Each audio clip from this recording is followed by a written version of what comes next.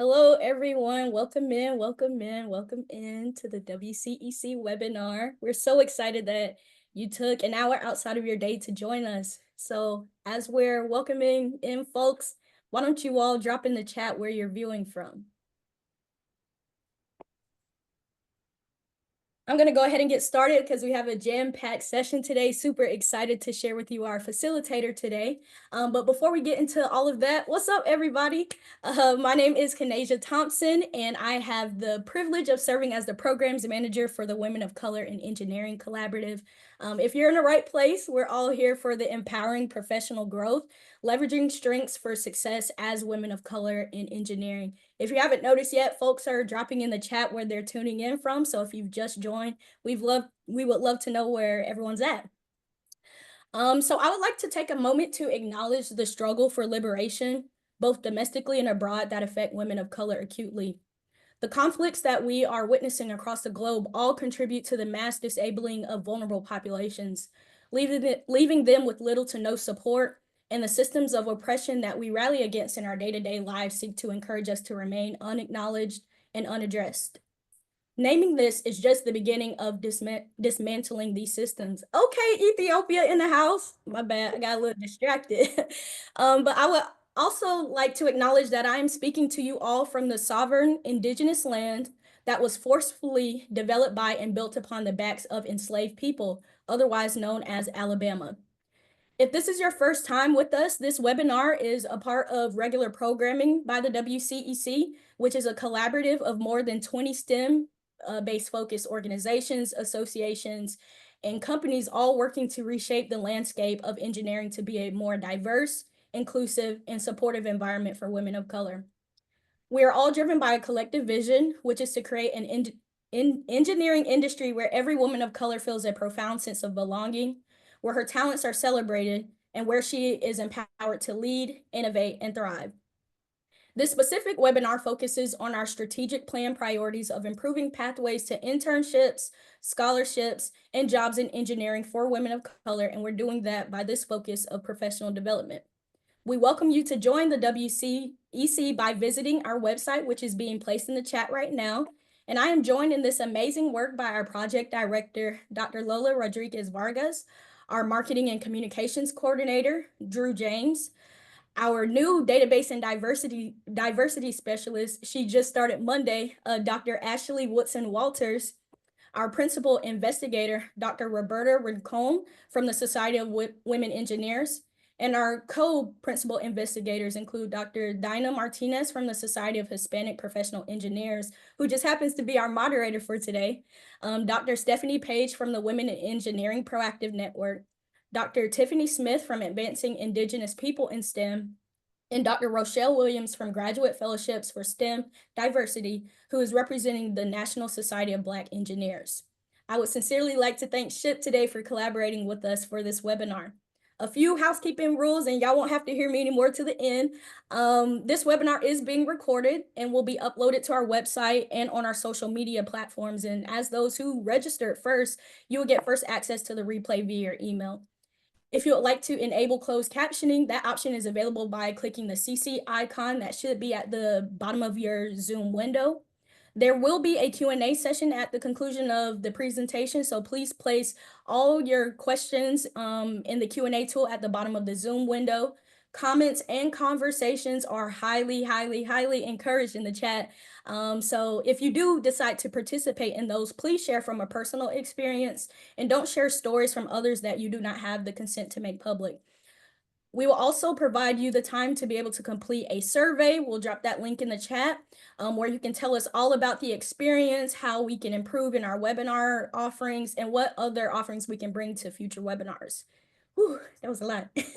I will now pass it over to Dr. Dinah Martinez. Super excited to kick us off for this webinar. She is our moderator, and she will situate the work of SHPE and also what we will be discussing today. Thank you so much, Kanisha. So yes, I'm Dinah Martinez, and I am one of the senior directors at the Research and Impact Office at SHPE. So if you are not familiar with SHPE, the Society of Hispanic Professional Engineers, We were founded in 1974, and we are super excited to be celebrating 50 years this year, with a big celebration and party to come at our national convention happening in Anaheim, California, next month, starting October 31st through November 3rd. Our organization is the largest association in the nation for Hispanics in STEM, and our mission is to change lives by empowering the Hispanic community to realize its fullest potential and impact the world through STEM awareness, access, support, and development. And we do this by meeting our members where they're at and supporting them through their STEM journey, with different programs and events that support them while they are considering a STEM degree, while they're pursuing a STEM degree, and later as professionals as well. We are so excited to be collaborating with the WCEC during Hispanic Heritage Month to bring you this amazing webinar. And the mission of the WCEC is one that is very important to us. And, you know, how to cooperate in providing you all and your organizations with the resources that you need to create that supporting, encouraging environment, that inclusive environment for women of color in engineering. And now I'm excited to pass it to our speaker, Maryanne Piña, to introduce herself and the amazing webinar that she has prepared for all of us today. Thank you. Well, thank you all so much for having me today. Let me kick off the presentation if I can. Let me see. Please let me know when you can see it. We can see it. Yep, we good? Okay, perfect. So while I'm presenting, I don't have visible access to the chat, so I'll need help with that as we go through the presentation. So, you know, first and foremost, we have a few things to cover today, right? And so I'm going to cover the gender and cultural norms and some of the systemic barriers that we see. 3 things that we know from a data standpoint that can help women of color really understand what that career growth can look like. And so before I get started, there's a couple of things that I want to make sure that we are all engaging in. And that's first and foremost, please use your voice. The chat function is available. Anytime you see this icon, that means that I want you to chime in the chat. So please, I ask you to do so. My very first question to you, if you want to write it down, if you have a journal or a piece of paper or write it on your phone, take a minute. And I'm okay with silence, right? So take a second, take a minute, and answer this question for yourself. If you could change one thing in the workplace, what would it be? Just one thing. Think about the biggest challenge you may have currently. If you could change one thing in the workplace, what would that be? I'll give you a few seconds. Think about it. I think so many times as females, working moms, we don't really have the time to take a step back and really resonate and think twice about some of the challenges that we're facing. And what would be that one thing that we can change, that we would like to change in the workplace?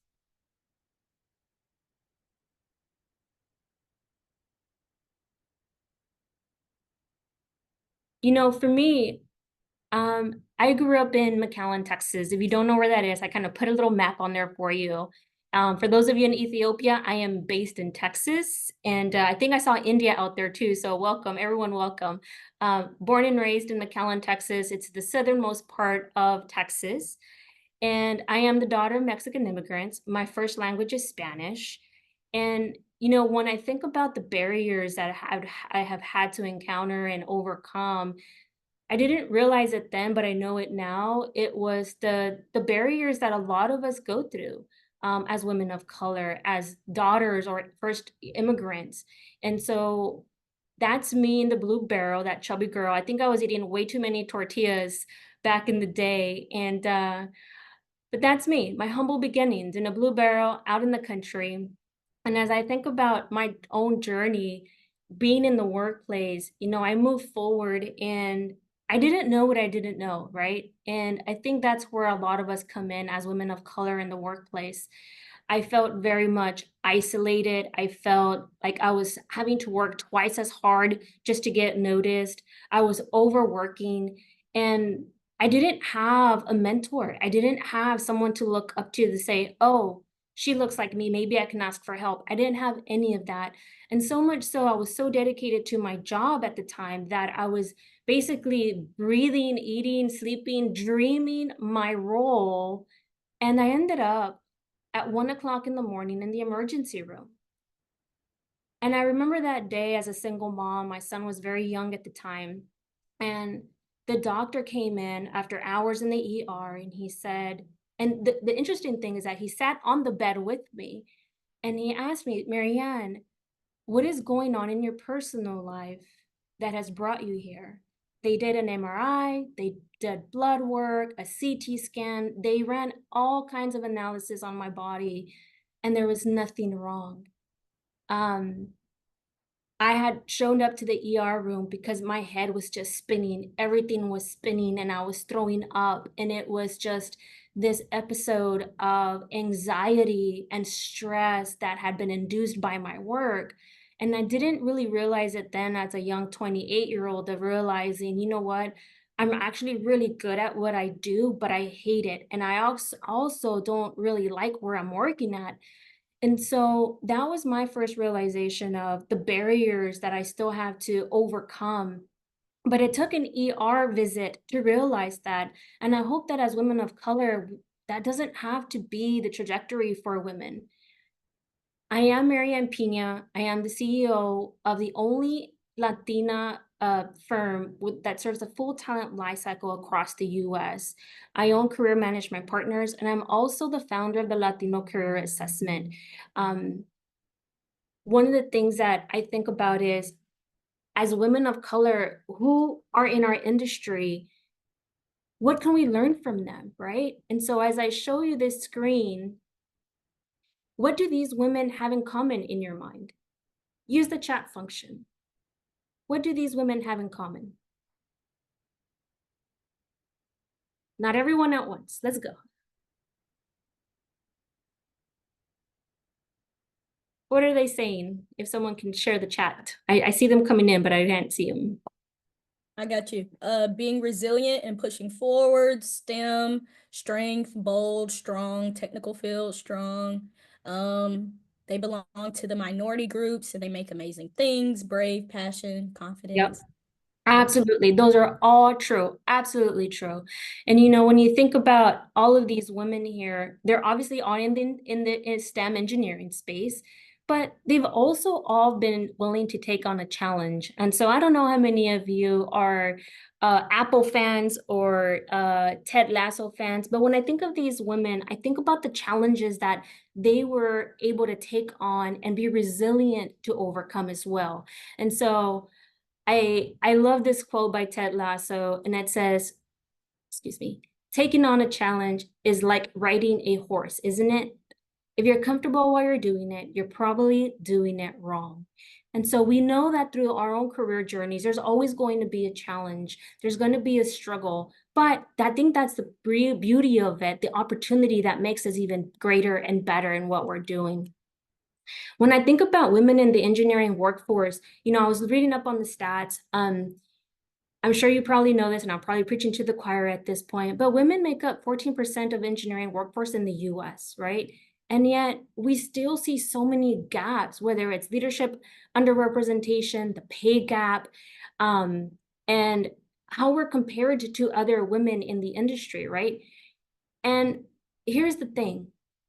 As women in engineering, what do you think? Your firsthand boots on the ground. As women in engineering, what do you think is stopping us or you from professional growth? What does that look like for you? What's the first thing that comes top of mind? What is stopping you from professional growth? Use the chat function.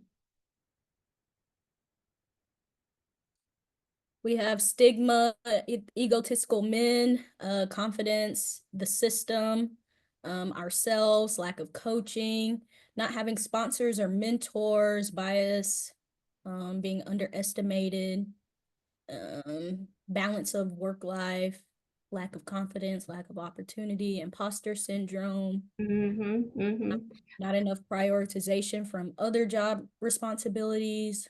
Right. So many, and these are all accurate. And I see some themes, right? And so as we go through this, I want you to chime in and think about your own journey in the organization that you're in, because you're absolutely not alone. And you know what? Some of these themes that I hear about stigma and men, the lack of confidence, the imposter syndrome that so many of us encounter, even myself to this day, sometimes I feel like, am I really here? Is this real? These are the things that women are facing, women of color continue to face across industries. So one of the things that we know is true is that we have these gender and cultural scripts. These are the set of beliefs that we learn from a very young age to navigate the world without really having a preconceived notion of the right, the wrong, the yes, the no, and how do we navigate it, right? These are the things that we assume to be true, and we actually expect it from others as well. So the first one is really understanding our gender norms, right? I think so many times, if anyone comes from a religious background, this first one is about purity. I can elaborate on that, but I think we all get the sense of, what does purity really mean? And what is the expectation as a female on how to operate and how to act, how to speak, how to carry yourself. There's this understanding of being so polite all the time, being accommodating, being submissive. There's this self-sacrificing aspect that many times females are expected to exhibit. There's this inner strength, and then there's these maternal values that we are ingrained from a young childhood to exhibit. Hence, what's the first toy young little girls get at a very young age? It's normally a baby doll or something, right? And then we go into these Latino cultural scripts. Now, I'm going to take a second on some of these because I think these are so vital and important to our community when it comes to the Latino culture. The first one that comes is respect, respeto. And this basically really means that we have a deference to authority and hierarchy, right? In the workplace, Hispanics, Latinos, we tend to have this predisposition to be slower to speak up sometimes. Even if we have a thought, many of us will be at the TA table and our colleague will make the statement. They're like, oh, I just thought that, but I didn't speak up in time, right? A lot of times when I see this in the workplace, and I'll give you my own example. I was very young in my career and I was at the leadership table. I was the only Hispanic Latina at the table. The rest were all Anglo individuals. And I had such a hard time speaking up that I just stayed quiet in the meetings until one day leadership was about to make a horrible decision that was going to impact some stakeholders.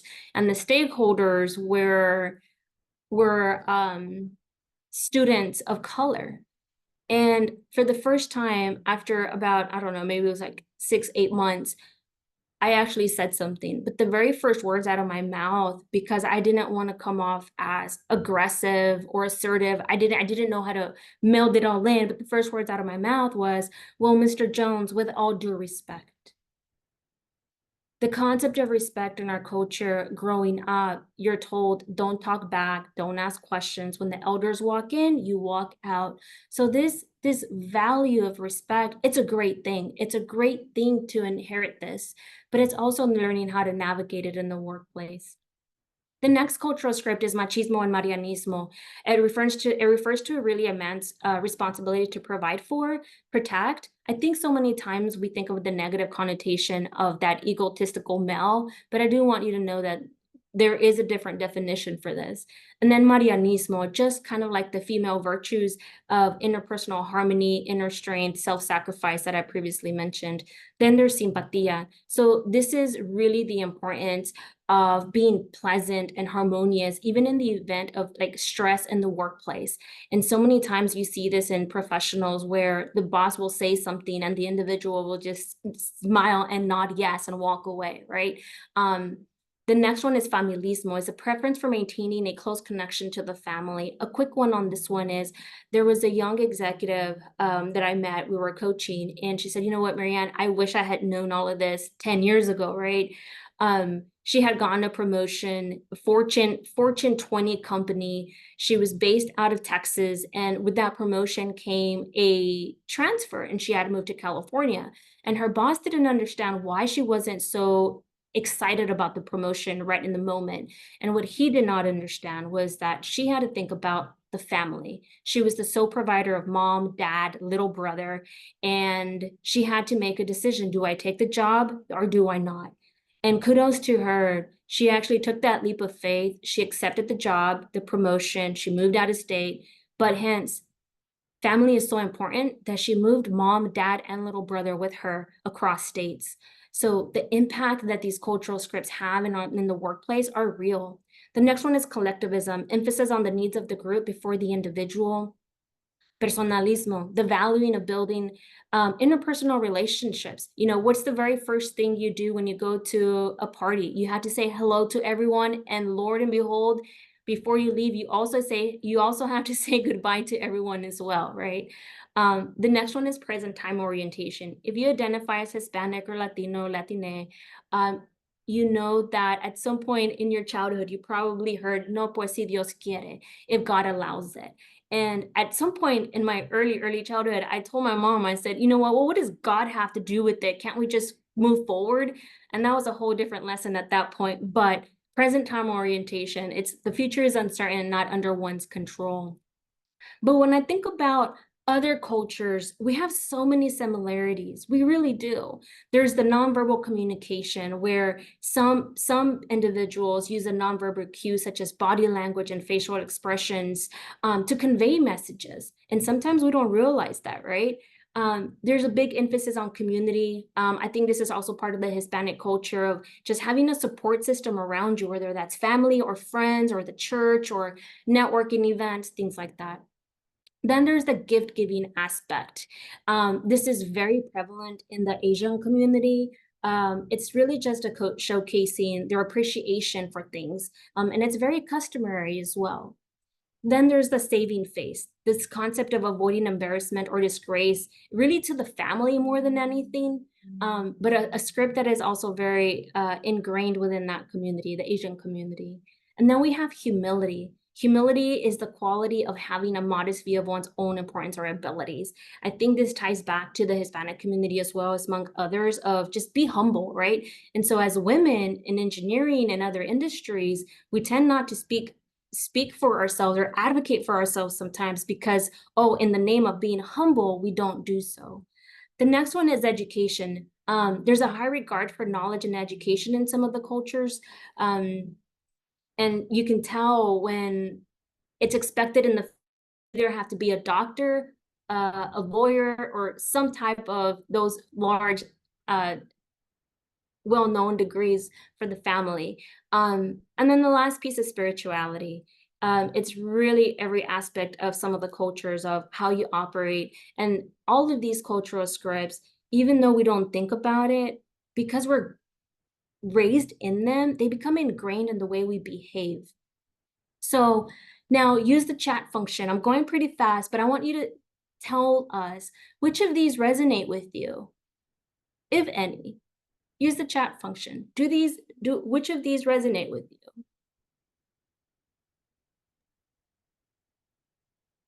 And as folks are putting things in the chat, also would love a Q&A engagement as well. But so far we have respect. I do not speak Spanish, so excuse me. Machismo, respeto, spirituality, community, humility, nonverbal communication, all of them apply. Saving face, humility, all family, humility, respeto. Yep. Yeah. So these go across. So in order to get to the Q&A, I'm going to go pretty fast here. We know that there are systemic barriers for not just women in color STEM, but everywhere across industry. And these are some of the things that we see, right? When I think about my own experience at the ER, there was a couple of things that came to mind. First and foremost, there was lack of representation and role models where I was in my department. I didn't know who to look up to or who to ask for help. So we know that these systemic barriers exist. I know that it can be very difficult. In fact, I was doing some research And when I bumped into this a study about barriers in the workplace, we're not alone. There's this one, the very first one that talks about, hey, when I asked for development, my manager said, hey, well, it can't just be you. We got to send more people, right? So making sure that we're not only aware of the barriers, but that we're also advocating for them, for ourselves. One thing that I want to point out real quick, in the work that I do for my organization, we do a lot of assessment and development for companies. And through that, we've started to see these common scripts. And these are the things that are rewarded, whether we like them or not. It's kind of what the data is telling us, right? And so what is rewarded that we know of is people being assertive. It's about speaking up, having visibility, and having confidence, having that objective viewpoint, with non-emotive decision-making, generation of ideas, individual drive, key relationships, being decisive. Most of the time, whether I like it or not, it really is results often over loyalty. It's about being outcome focused when it comes to this. And then the last piece is individual first. How comfortable are we with saying, I did this, I'm going to do, or etc. Just being comfortable with I. And so when I think about the cultural scripts that we just talked about and American scripts, are they a fit? Most of the time, yes, I would say that they are. We just need to learn how to navigate. And the one example I can give you is the respect and assertiveness. I learned this the hard way, but I did. Can we be respectful and assertive at the same time? Absolutely. It's not so much what we say, it is how we say things. So learning how to navigate the cultural scripts and staying true to who we are, our identity, and our values in the workplace is so key. I'm going to go through this one. If you can write down just your top 2 strengths as you think about your culture, as you think about your competencies in the workplace, what would you say are your 2 strengths? I think it's so important so many times to remember that while we have gaps in how we operate, we have so many strengths that can help us overcome the barriers that we're facing. And so with that, I want to talk about 3 things. It's resilience, trust building, and communication. When it comes to resilience, I heard through the themes when you use the chat function, that resilience was one. When it comes to resilience, it's really creating this level of self-awareness, being optimistic, practicing determination and grit. Are you building resilience? I think so many times we get bottled down by the day-to-day and the challenges that we struggle with this one sometimes. And so if you want to use the chat function real quick, I'd love to hear from you. How good are you at being resilient? Are you a 1? Are you confident in your abilities? You've learned to jump back from setbacks, but you also operate with an advocacy in mind to help others? Or are you a 2? I've learned to leverage my strengths, continuously seek a strong network to advocate for me, but there are some days that I struggle with challenging that narrative. Or are we at a number 3? I'm still learning to navigate, adapt, and seeking mentors and resources. Where would you say you are today? Are you a 1, 2, or 3? What are we seeing? We have a lot of 2s. The struggle is real. The struggle is real. I couldn't agree more with that. It really is. Well, how to enhance your resilience, right? I think research shows that developing this growth mindset, it has really helped individuals overcome some of these barriers and just behaviors that we exhibit sometimes. Set aside time for reflection, which is why at the very beginning I asked you, like, what's the one thing you want to change, right? Take time for yourself and reflect on that. And then second, one of the greatest thing that I see, and I've been also very blessed to have in my own life, is having a supportive network. Who are the 5 people around you that can really uplift you and advocate for you in the times of stress and challenges? The next piece is trust. With what we do, we have this team performance model here that we deliver with teams. And in that team performance model, the very foundation of it is trust. Without trust, whether it's in the workplace or in your marriage or in a relationship, you have absolutely nothing. And so with that, we need to learn how to listen more than we speak sometimes. Ask for feedback, show appreciation, empower your team by trusting them first, practice consistency, focus on nonverbal communication and soft skills, create an inclusive culture, and always, always be honest and transparent. So how are we building that trust? So if you were to rate yourselves on a 1 to 3, One being, hey, I am really great at building trust. I tell the truth, I admit mistakes, I maintain confidentiality, and I help others. Or two, I can do better at managing expectations, sharing information, and building trust. Or number three, I know the value of building trust, but I struggle with the process sometimes. Where would you say you fall? Getting a lot of ones. Good. I love that. And you know what? I'm not surprised, especially for women of color. We operate most of the time out of loyalty and trust, and this is just who we are. So talk about that being a strength for us already. How to build trust, make authentic connections. And I think this is one of the greatest strengths that we have. We're just authentic people. I would also say to work outside the circle. One of the things that I see sometimes is people operating in silos and sticking to just um, the the comfort zone, if you will, right? And then the last piece here is ask questions. Ask, and most importantly, ask open-ended questions to individuals. Leverage your strengths, utilizing your authenticity, being empathic, being appreciative is key here as well. And then the last piece here is communication, right? One of the things that we know, regardless it's within a workplace or a personal life, active listening, being clear and concise, using that nonverbal communication that is so key sometimes. I think if any of you are like me, I probably speak more with my eyes than with what I say. So that can be important. Having empathy, asking questions again, feedback, and always adapt to the audience. If you were to rate yourself at how good you are at communicating, would you say you're a 1? Hey, I'm great. I'm known to engage with key decision makers and demonstrate active listening. I ask questions, I resolve problems and share ideas clearly. Or are you a 2? Hey, you know what? I'm good. I keep my audience engaged, but I really do need to practice more active listening skills. Or are you a 3? I need help. I have difficulty communicating and expressing my thoughts or ideas. Where would you fall? 1, 2, or 3? We're getting ones and twos. I love it. I love this group. You're doing awesome. Key things and top tips for communication. When you're asking questions, avoid questions with simple yes or no answers when you're communicating with people. Leave time for those follow-up questions. This is where I said at the very beginning, I'm okay with silence. Can we all get comfortable with silence for a little bit, right? And then try framing it as what questions do you have rather than do you have any questions is a good tip here. And then addressing conflict when you're communicating. Don't hide disagreements. When I was talking about some of the cultural scripts of like simpatía and personalismo, we want to make sure that we're confronting the disagreements in a good, respectful, and assertive manner, but making sure that we're addressing that conflict. So leverage your strengths, whether it's bilingualism or your cultural fluency, being empathic, sharing your unique perspectives, because that's really what drives us and makes us different. I found a quote from Lizzie Meitner. Life, I think that says life. Oh, sorry. Life is not meant to be easy, provided only that it's not empty. I love that quote.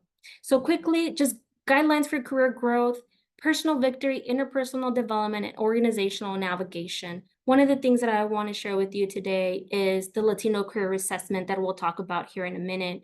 The Latino Career Assessment is the first ever validated assessment for an ethnic group, the Latino community. We've taken into account the cultural scripts, the cultural narratives, into what that really looks like for career growth in organizations. And throughout the research last year we did, what came as evidence was that the very first foundation of that career growth has to be personal victory. And that really basically means, are you aligning internally? And one of the things that we see is a lot of individuals are not having that career alignment with their purpose and values. And I think about that young Maryanne at 28 years old. I ended up in the ER because yes, I was great at what I was doing, but I didn't have that career alignment with my purpose and values. So with that, I will stop there and open it up to the Q&A. Do you want me to stop the presentation and show faces, or? Yeah, we can show your face. we're gonna bring Dinah back up and we can go ahead and get into the Q&A.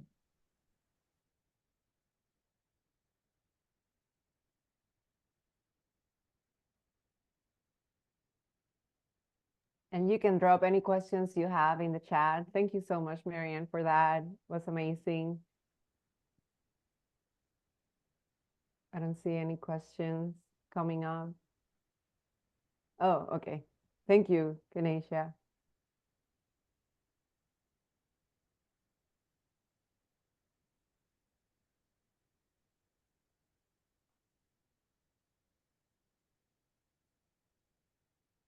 Um,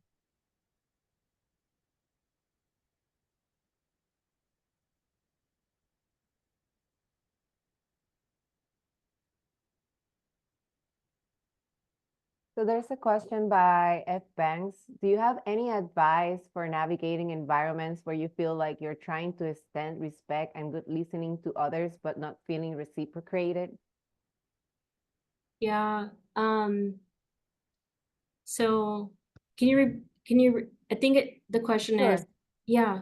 Do you have any advice for navigating environments where you feel like you are trying to extend respect and good listening to others, but not feeling reciprocated? You know what? Thank you for the question. I think so many times we feel that way, right? We continue to do what we're being told to do, and yet there's no change in the environment. I think the important key thing here is to continue to do that. Believe me when I tell you, people are watching. People are looking at how you operate in the workplace. And so even when we feel that the respect and there was something else, it's not being reciprocated, don't stop. This is part of that resiliency. Keep going. It's kind of like Muhammad Gandhi, be the change you want in the world, right? And while it's not easy, I think that it's very important to continue those behaviors to exhibit. You never want to be disrespectful, but I think the key thing here too is how assertive are you being? I'm curious, right? I think so many times, even though when we do speak up and say something, how assertive are we being? How confident are we coming across? So I would probably hone in on those two things as you're expressing your opinions in the workplace. Great. Great advice. Thank you. Can you provide examples of how to align your personal values with your career strategy? Yeah, I can talk from my own personal experience. You know, one of the things that I've learned through my journey is that I have three core needs. Those three core needs are based on freedom. I need freedom in my life. So in the role that I was in previously, I was working an 8 to 5 job, 8 to 5 job. There were so many rules and restrictions that I wasn't able to have the freedom to do what I wanted to do with the curriculum that I had. The next thing is creativity. I need creativity in my life. And then the last piece is really, I need to have impact. And I think a lot of us, when I think about career alignment with purpose and values, no one is teaching us how to do that. No one is teaching us how to take our strengths and put them into the workforce and how that really can be integrated. And so with that said, can you identify your core needs? And if not, I actually did write a book. It's called Don't Dread Monday. If you're interested, I'm glad to offer that for free, complimentary. Just find me on LinkedIn. Glad to share that with you. But this book, because of what happened to me in the ER room, I had to really take a step back and understand, like, who the heck am I? Like, what does my next 5-10 years really look like? And so being able to realize and have the plan in place of what are your core needs and how does that translate into the workplace is the first thing that we all need to do in order to have that happiness in the workplace. And Maryanne, how do you get advocates and sponsors when there are just men in your leadership? Oh my gosh. See, men are pretty simple, guys. So, whether we like it or not, they like certain things, right? So can we learn about a little bit about sports, right? Either it's sports or it's travel or something. I think kind of, and I hate to say this, but become that LinkedIn stalker, if you will. Learn more about them. I think at the end of the day, we're all very much human. We want to feel heard and understood and connected to one another. So, and I think most of the time, whether it's men in the workplace or others in the workplace, they can be your best advocate and mentor without even realizing it. And I think in my own experience, if I can be honest, the people that have helped me the most throughout my own journey have been males in the industry, where I come in and I'm the only 5-foot Latina showing up, trying to deliver what I do as an organization. So sometimes just being able to hone in on who they are as an individual and making those connections with them. Great. Outside of our own cultural scripts, identities, and values, how do we hold the institution responsible when surveying the barriers in professional development opportunities? You know what? I couldn't agree more with you. I do believe it's a two-way street. So many times I think the responsibility is put on the employee, right? On us of, hey, you guys figure it out, right?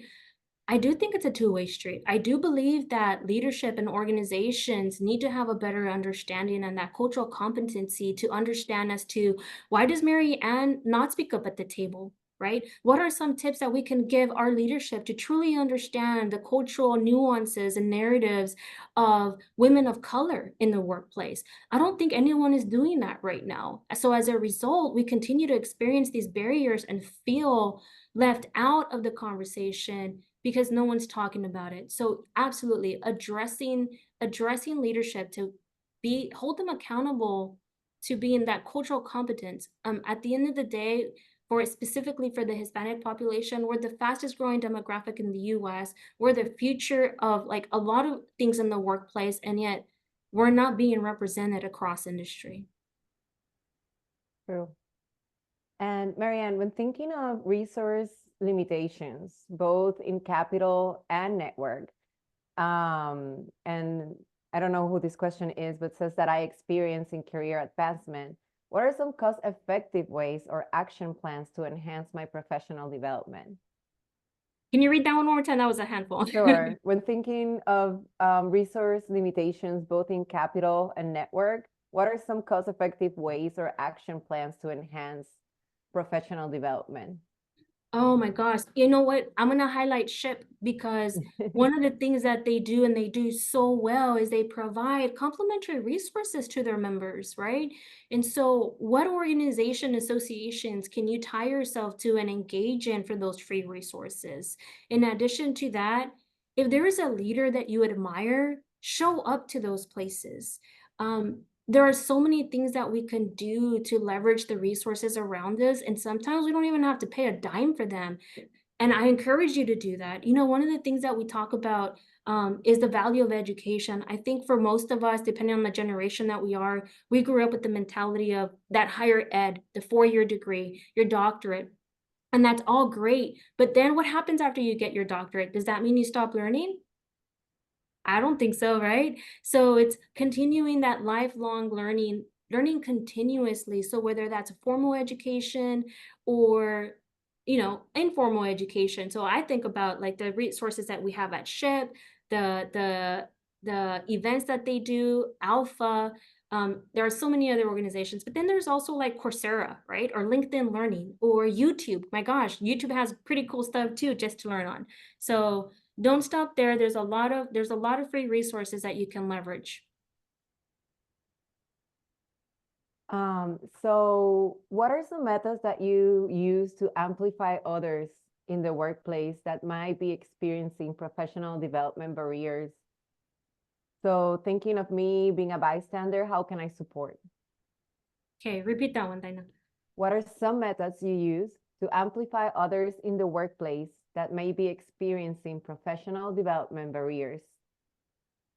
So how to amplify individuals. You know what? I think this is where organizations need to do a better job at amplifying the workforce and not just, people of color, right? Whether that's through Hispanic Heritage events or other events, but really highlighting the workforce. One of the things that we see in our organization, have you ever, I don't know what organization you work for, but I'd be curious to know, have you ever gone to Reddit and searched your company within that organization, right? There is so much talk about what is going on culturally, internally within the organization, and you have a key sign of what is the real culture? What's the ROI, employee value proposition, when it comes to the employer that we're working for? I think to answer your question on how to amplify those voices, I don't think that organizations have really figured it out yet, particularly to shine a light on the work that minorities are doing within the organization. And to be honest with you, it needs to be addressed. It goes back to talking about it's a two-way street. How can we help them figure it out? They don't have the answers, but we need to be the voice to that as well. So true. Do you have any advice for navigating a male-dominant environment? How do I make a case for myself to be seen with equality for my compensation if my contributions exceed or meet those of my senior counterparts, being the only female Hispanic program manager in my division? Yeah. You know what? Show up, speak up, and come with the data. One of the things that I see and I hear from individuals, there's a very big difference, especially for women of color. It goes back to the script of humility, right? Like, am I really going to ask for a raise?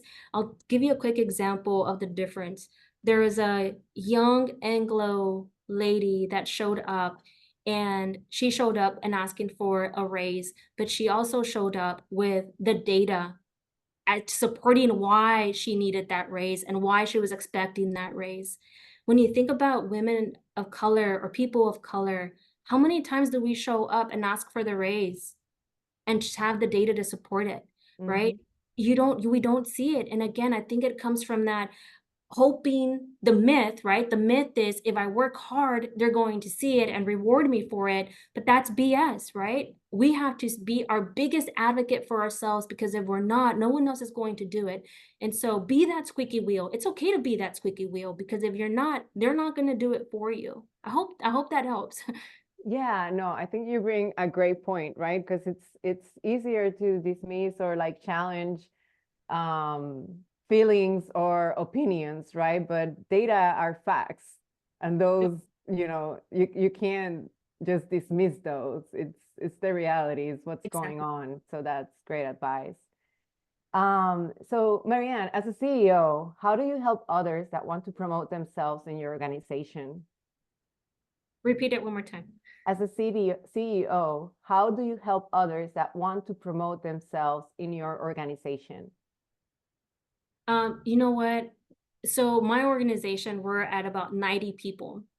So I have 90 employees, and I kid you not, I still have the rounds of one-on-ones with all 90 people. And so why do I do that? I think it comes from my upbringing, right? Like I always want to be heard and understood. And I think that's key as we move into having great leadership, building great companies. As crazy as that may sound, I make the time for those within my organization for them to be heard, seen, understood. If there's anything that needs to be addressed, it's the opportunity to hear it straight from them. Now, I think is that possible for larger organizations, right? Where you have 10,000 employees, 30,000 employees? No, but one thing that we know that is true is that the culture and the values starts from the top down. So what is your leadership doing in order for everyone to be heard, seen, and understood?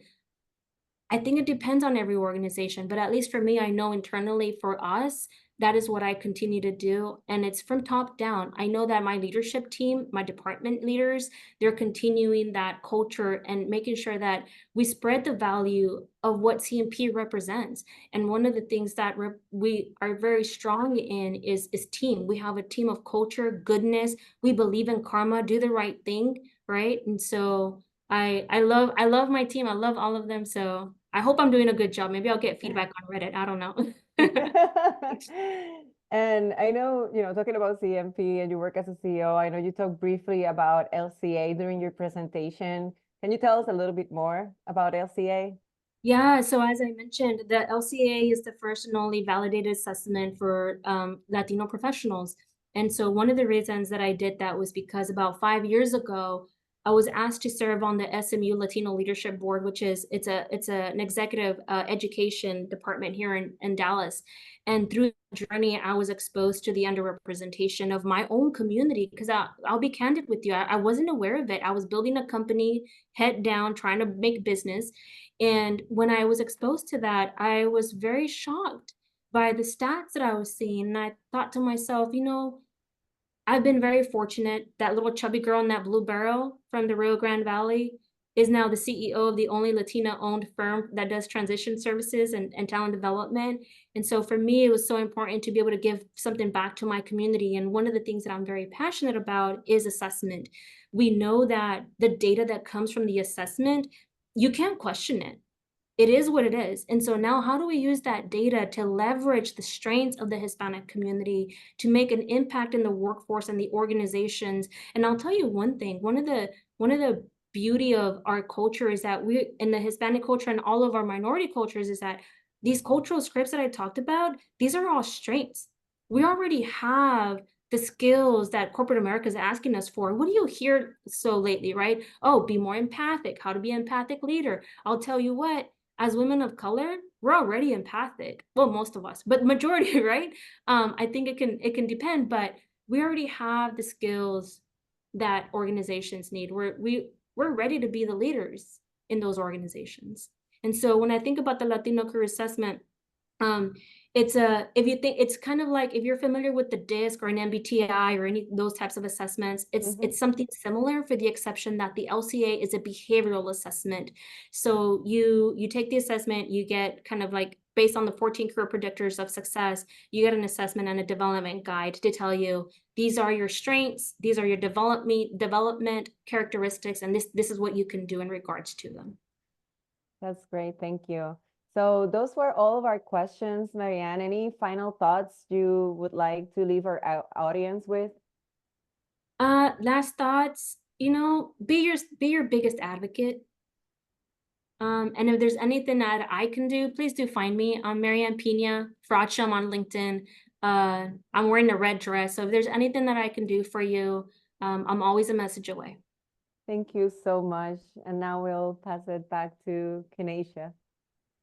Thank you so much, Maryanne, for your expertise. Yo, I learned a lot myself, not even being, in the community that this Heritage Month is focused on. You definitely gave me a lot of pointers.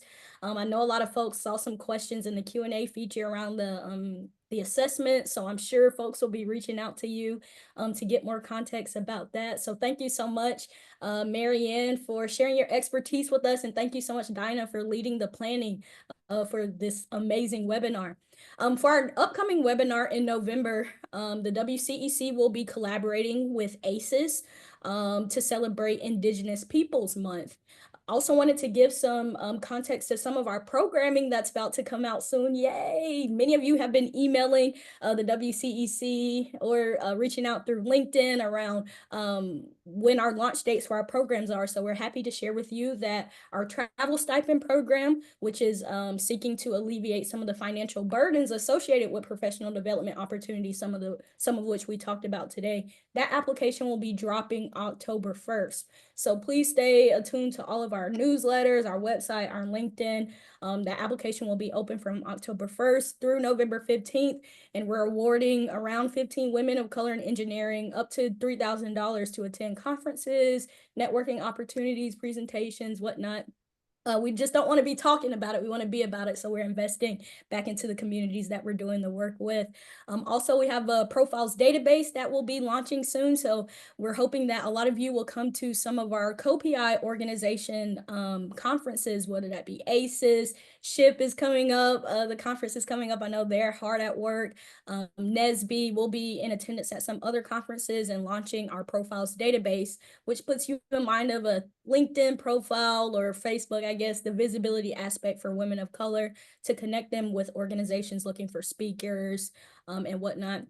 We also have a survey as it relates to this webinar. We would love for you all to complete that survey, take a few minutes while I'm wrapping us up, to let us know what was useful, what wasn't useful for this webinar, some other areas that we can improve, and what you want to see. So just wanted to highlight those two program areas specifically in addition to our webinars. And then please be on the lookout for our resource center, which will house all of the toolkits, the guides, the webinars, from all of our member organizations that speak to the work of women of color in engineering. So all of those links were dropped in the chat. I know it was a lot of info, but again, thank you so much, all of you, for taking the time out to share with us today. And even more thank you to both Maryanne and Dinah for sharing with us. I am on LinkedIn. I'm gonna drop that in the chat since you asked. Thank you so much. But you're gonna see my face. I'm not gonna say anything, but we would love for you all, again, Lola, if we can drop the survey link in the chat for folks to let us know how we did.